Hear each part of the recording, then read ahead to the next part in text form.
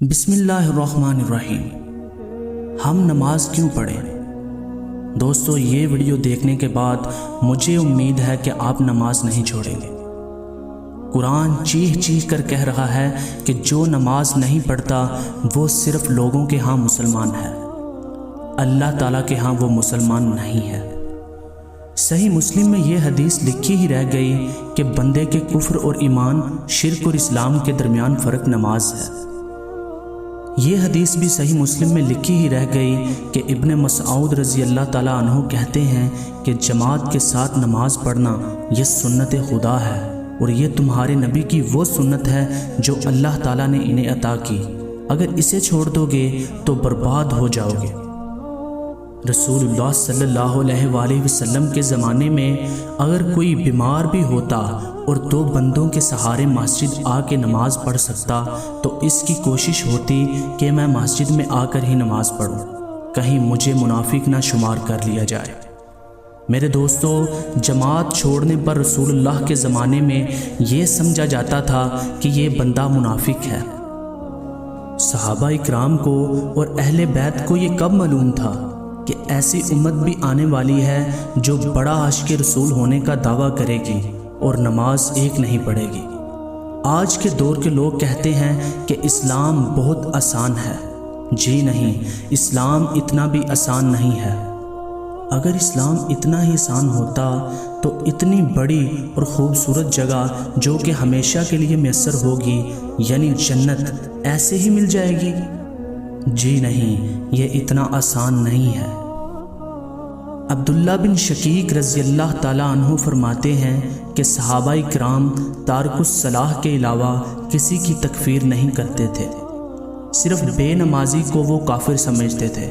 جی ہاں، صحابہ کرام بے نمازی کو کافر کہتے تھے، باقیوں کو وہ تمام غلطیوں کے باوجود مسلمان تصور کرتے تھے۔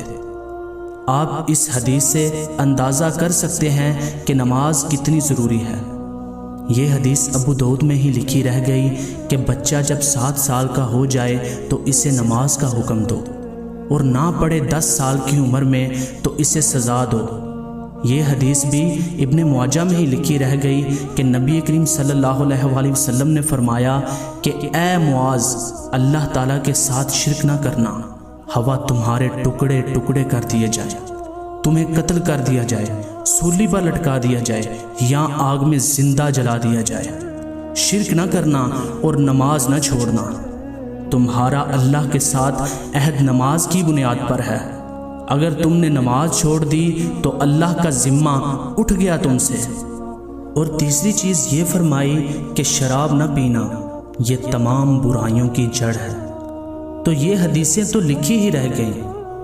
یہ حدیث مسند احمد میں ہی لکھی رہ گئی کہ نبی کریم صلی اللہ علیہ وآلہ وسلم نے فرمایا کہ نماز قیامت کے دن بے نمازی کے لیے دلیل، نجات اور نور ہوگی، اور جو نماز نہیں پڑھتا قیامت کے دن نہ اس کے لیے کوئی دلیل ہوگی اللہ تعالیٰ کے حضور بچنے کی، نہ نجات ہوگی اور نہ ہی کوئی روشنی ہوگی، یعنی نور ہوگا۔ اور پھر نبی کریم صلی اللہ علیہ وآلہ وسلم نے فرمایا کہ بے نمازی کا حشر فرعون، قارون، حامان اور امیہ ابن خلف کے ساتھ ہوگا۔ دوستو، میرا خیال ہے کہ اب آپ سمجھ گئے ہوں گے کہ نماز کیوں اتنی ضروری ہے اور اسلام میں اس کی کیا اہمیت ہے، اور آج کے بعد اپنے آپ سے وعدہ کریں کہ نماز نہیں چھوڑیں گے۔ اسی کے ساتھ اجازت دیجیے کہ آپ کو یہ ویڈیو پسند آئی ہوگی۔ مزید اچھی ویڈیو دیکھنے کے لیے ہمارے چینل کو سبسکرائب کریں اور ہماری ویڈیو کو لائک اور شیئر کریں۔ تو ملتے ہیں اگلی ویڈیو میں، تب تک اپنا خیال رکھیے گا۔ السلام علیکم۔